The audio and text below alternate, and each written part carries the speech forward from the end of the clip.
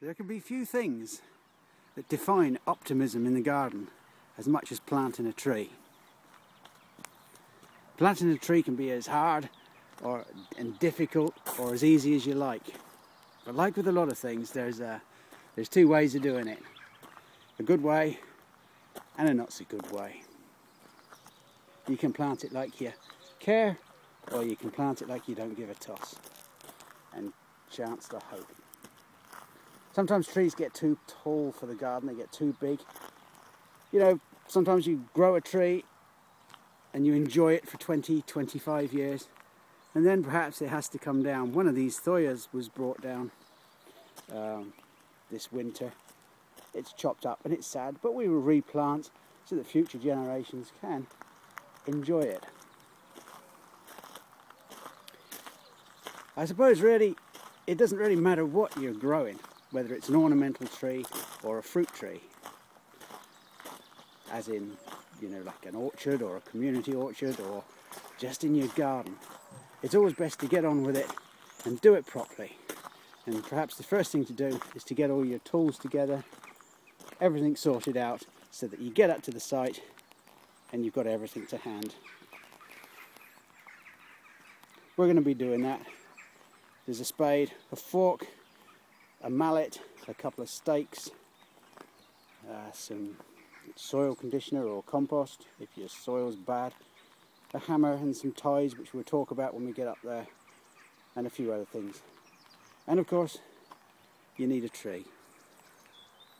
This is a little flowering cherry called Taihaku, great white cherry.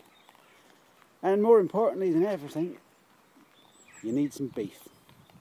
And here at Eggleston Hall Gardens, right, we have the beef. We've certainly got some beef. Porgy and Bess. Porky and Bess. Helen here is using 2 pegs and a piece of string just to mark a circle. Years ago we used to use a dustbin lid, but really they were always a little bit too on the small side. And these days you've got bloody wheelie bins, you can't use them. Right, I think that's about enough there. Once you've got your circle marked out, cut round it, it provides a nice clean edge.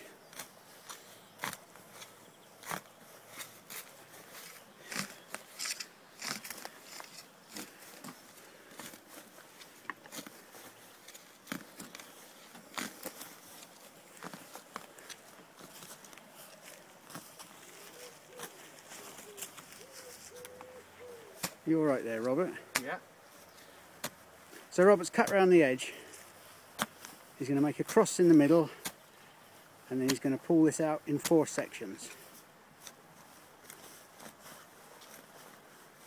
We're going to put the turfs to one side. And then we're going to make a hole.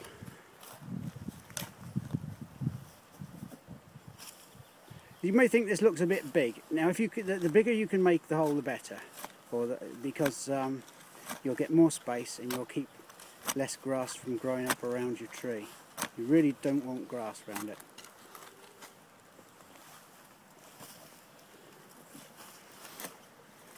I think we'll come back to this in a minute when the hard work's done. Right, we now have our hole done. What Robert's doing here is loosening over the base of the hole. If you have a nice wide hole here, you don't have to go down too far. If it's a narrow hole, you'd have to go down to give some loose soil for the tree to get its roots into. But this is nice and wide.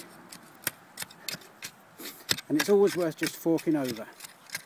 What we do then is, we place a piece of wood across there. And if you stick your tree in, Robert, just to check the depth, that's about perfect. That just fits under there nicely. This is important, especially if you're using bare root trees. Here we can tell how deep to plant the tree because it's got a root ball on it. But if it's bare root, you'll get a dark area. And where the dark area meets the light area on the collar, that's the height you would have where your stick is. Right, now if you get that out, Robert, what he's going to do next, and he's going to put the post in first. I think we'll just leave him to do that. Come on, Helen, let's go and have a cup of coffee while he does that. There's a lovely stream here. We're actually replacing a lovely ornamental tree, which Robert chopped down. Is that right? Yes. No, it was asked to be chopped down, and then the lady forgot. Right, now as you can see here, Robert has put the stake in. He's put it in at the side of the prevailing wind, because you don't want the wind pushing your tree against the stake. So we know it comes from the west, so the tree is put off centre. You're going to get that in now, Helen. You see that narrow area there? Yeah.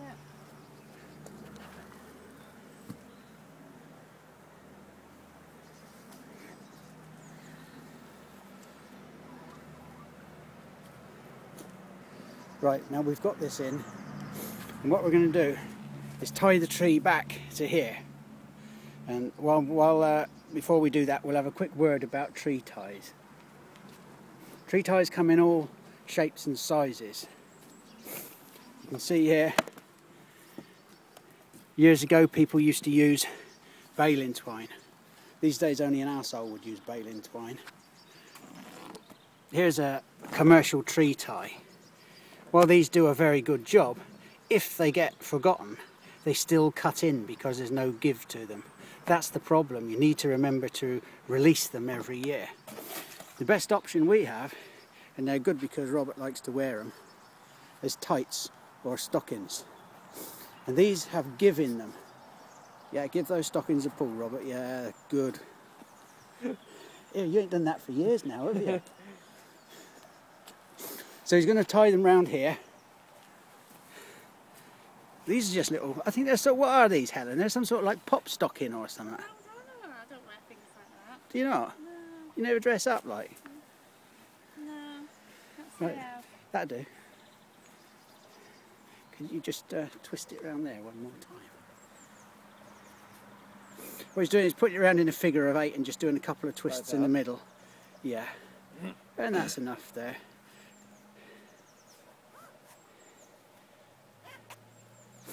The good thing about stockings, they are cheaper than ties, especially if you use old ones. As I say, it's a good excuse to wear them, but they have give in. They may not look as tight, but you're only planting a tree once, and you want to have the best for it. That's why you make a good sized hole, you put the stake in first, and you do the job properly. This is most important. Now, Robert's mum has come to check on him. He's frightened we're going to bury him up here, I think. Now, we don't put much fertiliser in here, hardly ever. I'm not a great believer in putting bone meal like they used to do, and you certainly don't put a pile full of shit in the bottom, manure, farmyard manure, anything like that. It isn't going to do any good. But what we do use is a mycorrhizal fungi. This encourages root growth, and it's brilliant. You can use it for all sorts of things. We used to use it in propagation to encourage conifer seedlings to grow. So you tip it in all over the root ball.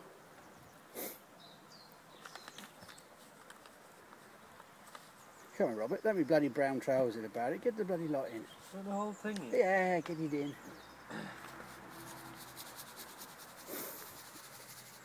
So there we go. Just going to put a little tack in just to stop the tight dropping down. You don't want your tights dropping down, Robert. Just like that. There we are. And that stops the tights going up and down the post. There we are then. We've got the fertiliser in, or the mycorrhizal fungus. We've got the tree set up, it's tied to the stake, and now Porgy and Bess are going to backfill.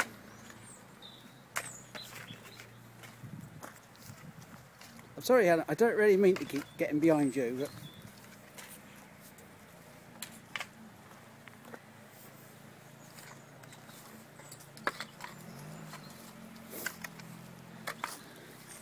just give it a good heel in as you do it.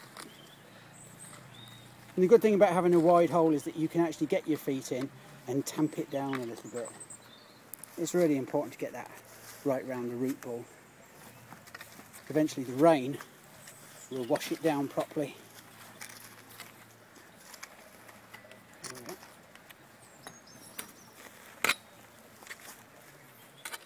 It's lovely watching people work. I get quite a kick out of it.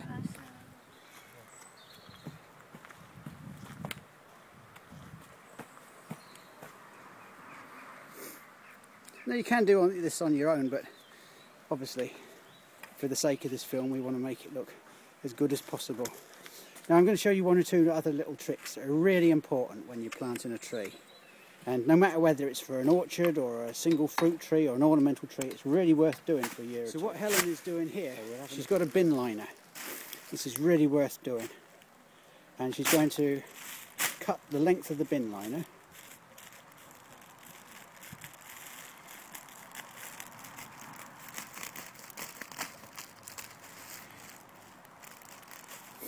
We're going to make a nice big square out of this.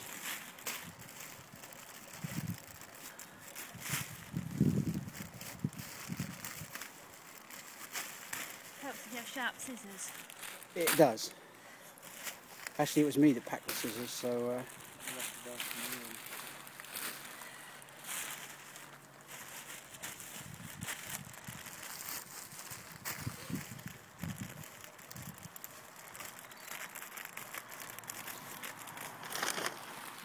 Right, what we're doing here is we're going to put the bin liner around the base of the tree. Just cut a line up to the middle. And if you just get the spade and just poke it in to there a little bit, just like that. You stand on one end, Helen. You just poke them in, Robert. That just a little bit, that's enough. And then stand on that.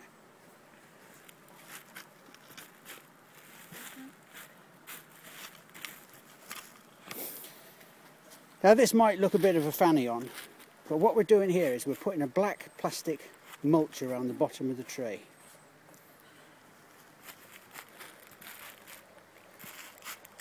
This does two things. It has two purposes. One, it stops surface evaporation, so it's continually moist under there. And the other thing it does is it restricts weed growth. The weed isn't going to come up through there because it's not going to get any light. And the other thing, of course, that's really important is to weigh it down with something. So Robert's just going to use soil conditioner.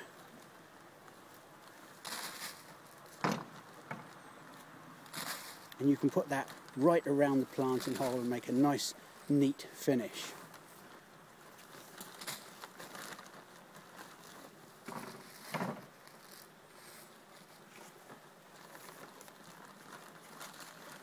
I think if you're planting a tree, you want to do it properly. That tree could be in there for the rest of your life. You need to start with a good tree.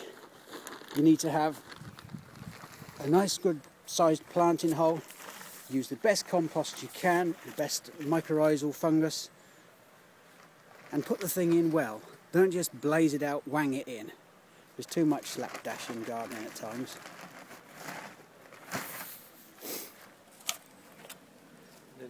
And of course, would you explain what you're doing now, Robert? I'm just going to put a little rabbit guard on just to protect the bark on it. And just wrap it round.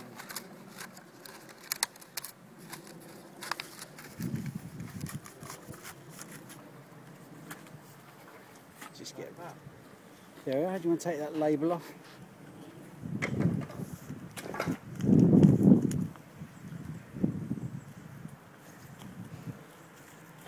There we are. That's that done. One tree planted. And when you've been gardening a long time, you find that you get a feel when something is in right. It's hard to explain, but you know the job's been done well. The plant almost says thank you, and the job's good. So, well done. There we go. You should take a little bow, really. Well done.